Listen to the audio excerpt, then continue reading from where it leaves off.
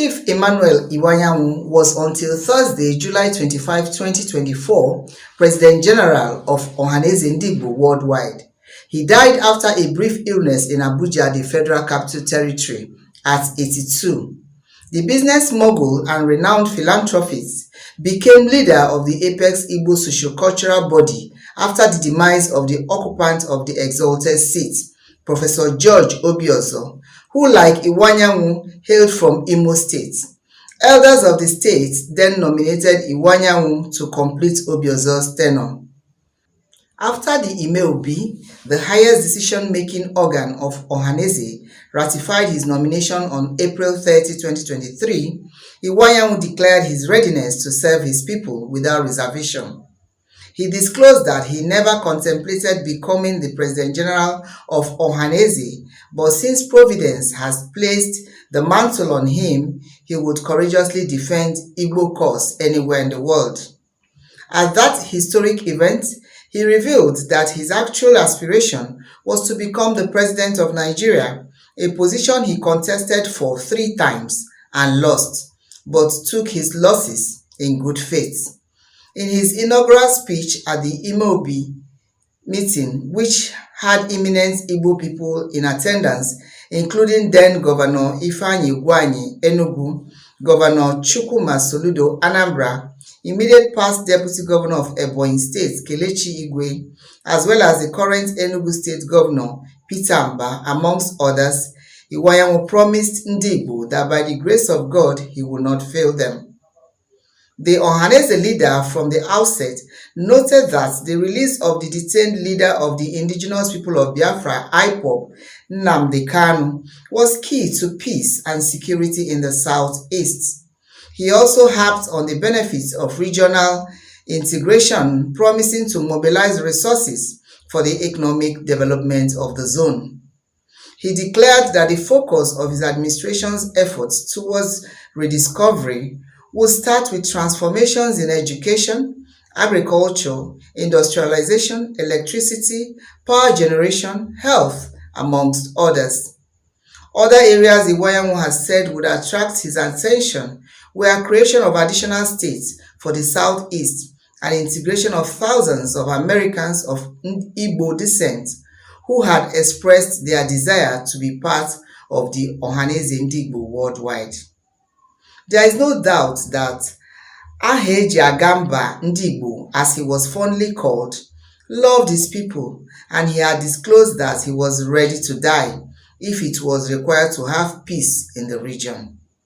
However, with Iwuanyanwu's demise, the Igbo leader has left some things undone in the struggle to give his people their pride of place in Nigeria.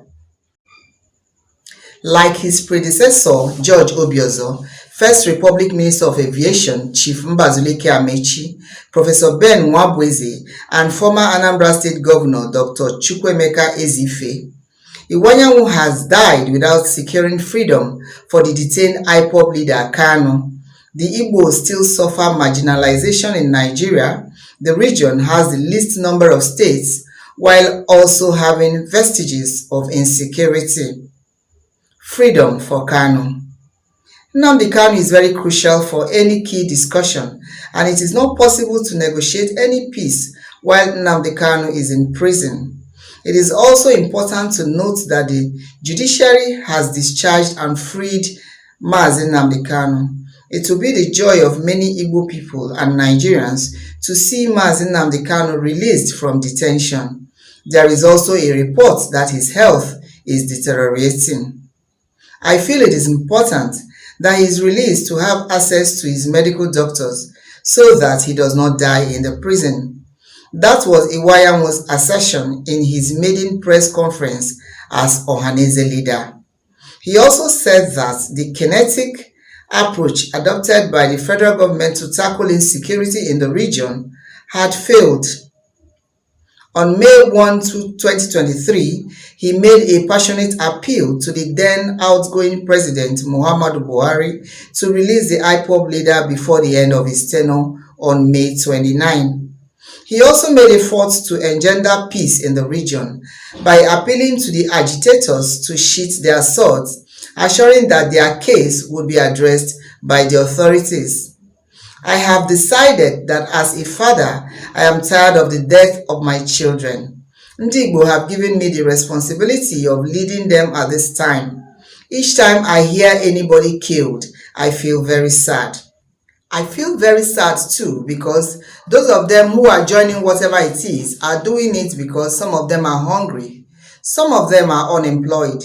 I'm not saying that hunger and unemployment should make somebody become a criminal, but not everyone has the capacity to endure hardship or hunger. It is good for the federal government to have peace in the southeast. It won't pay them to have bloodshed because you see, bloodshed doesn't pay anybody. So whatever sacrifices they make to bring the non-kinetic approach which saves killings and bloodshed will be useful, and that is what I want to do. I'm going to reach all those people by any means, and I will talk for peace. I will beg them, I will even give them my life. If they want to take my life, I am ready to surrender. I will set up a committee. I will send people abroad. They have mentioned some names of people abroad they feel are doing this. I am going to set up a committee. I don't want to kill any of my children. All these people, the gunmen, are my children. We are going there to beg them and to appeal to them, to tell them, please, tell us what you want us to do, and we are doing it already. I am sure that even those who are hungry, we will find something for them to do to keep them happy. But the shedding of blood should stop, he stated. In Iwuanyanwu's last interview with the media, he had insisted that the federal government had no reason keeping Kanu in detention when other Nigerians charged for similar offenses were already let off the hook. He argued, the truth about it is that Nnamdi Kanu was charged and he was granted bail. Terrorism charge, you can't get a bail. Then there was an attempt to kill him according to his report, and he ran away. Judges have tried him and they said he has no case to answer. Till now, we don't know what he has done. If you ask me about his terrorism charge, is there anywhere? Did he topple a government? Is there anybody he killed? I, as an Igbo leader, I don't know what Nnamdi Kanu has done. Nobody has given me a clear picture of the offense he has committed. And that's why, on behalf of Ndigbo, I'm saying Nnamdi Kanu should be released. If they can release these other people, I don't see why they can't release Kanu. I'm giving this government one advice to release him. I'm no longer a young person. And again, I must say, until Nigeria is restructured, it will continue to have people asking for separation.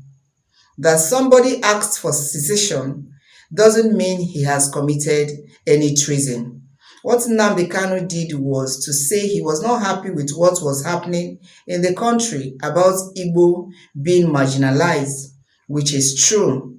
We are being marginalized, so all the government needs to do is to address the problem by restructuring Nigeria. Nnamdi Kanu should not be kept in detention any longer. There is no reason why he should be there. That's my position as the leader of Ndigbo. Beyond appeal to President Bola Tinubu to free Kanu, Iwuanyanwu also led some Igbo leaders to visit the detained IPOB leader in the Department of State Service DSS facility in Abuja few weeks before his death.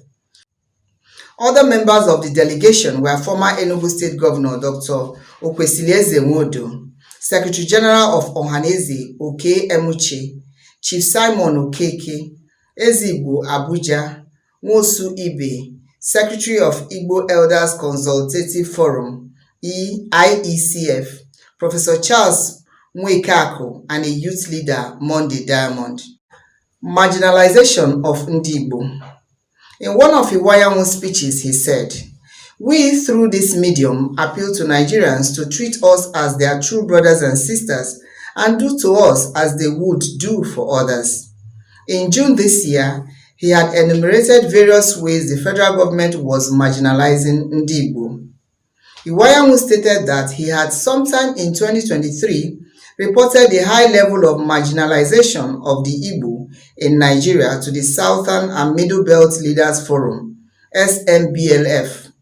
He listed the shortchanging of Southeast in number of states created in the zone, least number of ministerial slots even against the federal character principle, continued incarceration of leader of the IPOB, and destruction of Igbo businesses and property as some of the proofs that his people were being marginalized. Southeast is the only geopolitical zone in Nigeria that has got only 5 states, whereas other zones have between 6 and 7 states. 48 ministers were appointed by Mr. President. By law of federal character, Southeast should have 8 ministers, but we have only 5 ministers, while some other zones have up to 10. All the efforts to develop railway infrastructure in Nigeria, nothing was done in the Southeast, in spite of the fact that our people are traders who travel a lot. According to the Federal Character Commission, the presidency is zoned to rotate north and south instead of rotating through 6 geopolitical zones. This has made it impossible for Southeast to produce a president when 2 large zones come together to deny Southeast the opportunity. The presidency was zoned to the south. The Southern and Middle Belt met, deliberated, and resolved to zone it to the Southeast. In their own opinion, justice demanded that it should be zoned to the Southeast. They therefore zoned it to the Southeast. Later on, Southwest candidate emerged in APC, being the political party in power. Southern and Middle Belt Leaders Forum resolved to support an Igbo candidate. This is how the support for Peter Obi came up.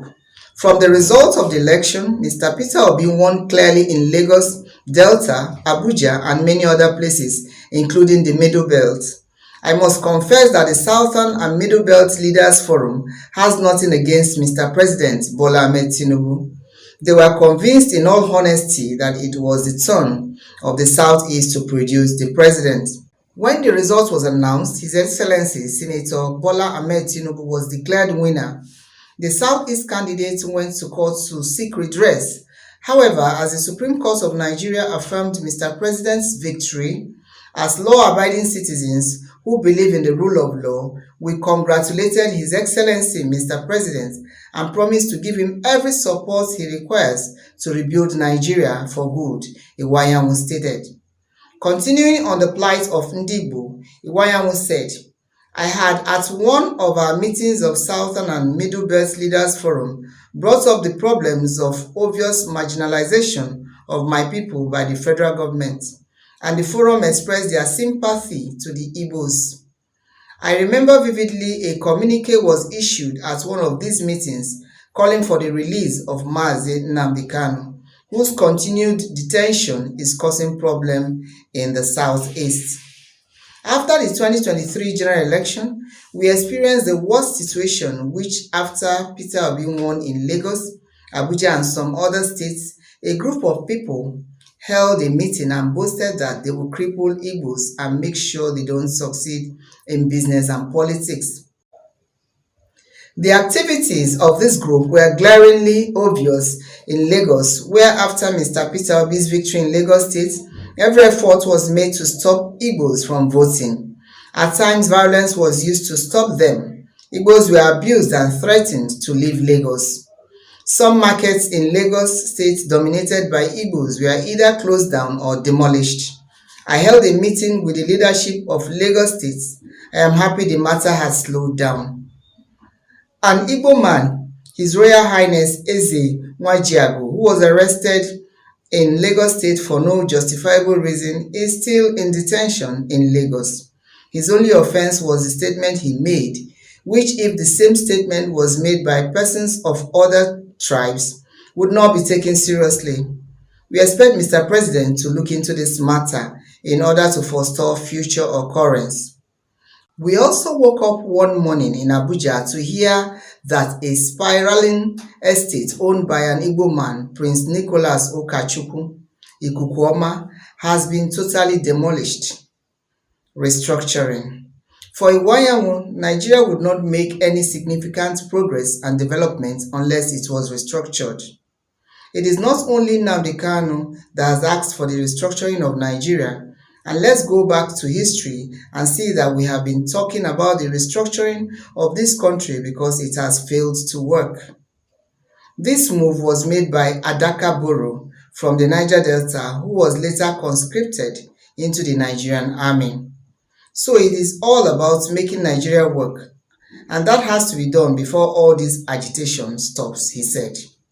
The elder statesman admonished that until the proper restructuring of Nigeria was done, more agitation may likely arise. We should allow restructuring of this country to take place so that people should develop within their capacities and live within their potentials, and again so that the power of the federal government should reduce and the federating units come alive. This was clear in 1914 that Nigeria was not a republic of one nation. It was a federation of many nations, and all the parts had their culture, history, idiosyncrasies, and need to exist as a federation. Elsewhere, he said, "We have constantly talked about restructuring of the country.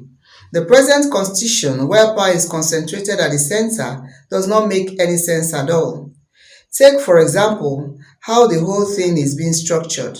At various discussions, it had been agreed that power should rotate between the north and south, but it's structured now in such a way that Igbo can never get power." Igbo Stabilization Fund. One other thing Iwuanyanwu left unaccomplished is the establishment of the Igbo Stabilization Fund, which has been abandoned for over 2 years. Iwuanyanwu had hinted in the State of Igbo Nation interview he granted on Zoom in May that the National Executive Committee (NEC) of Ohanaeze Ndigbo was going to revisit the issue. He disclosed that the Sam Ohuabunwa-led Ohanaeze Ndigbo Council of Business Leaders would mobilize businessmen and women of Igbo origin across the world to join the development of the region. He further said that Igbo traders across the country would be mainstreamed into the activities of Ohanaeze Ndigbo. The Igbo had floated stabilization fund to boost infrastructural development in their region. A steering committee was set up by the Southeast Governors Forum and Ohanaeze Ndigbo in July 2020 to chart a new course for the socio-economic development of Igbo land. From Lagos, this is Tina Timothy, News Express Nigeria Television.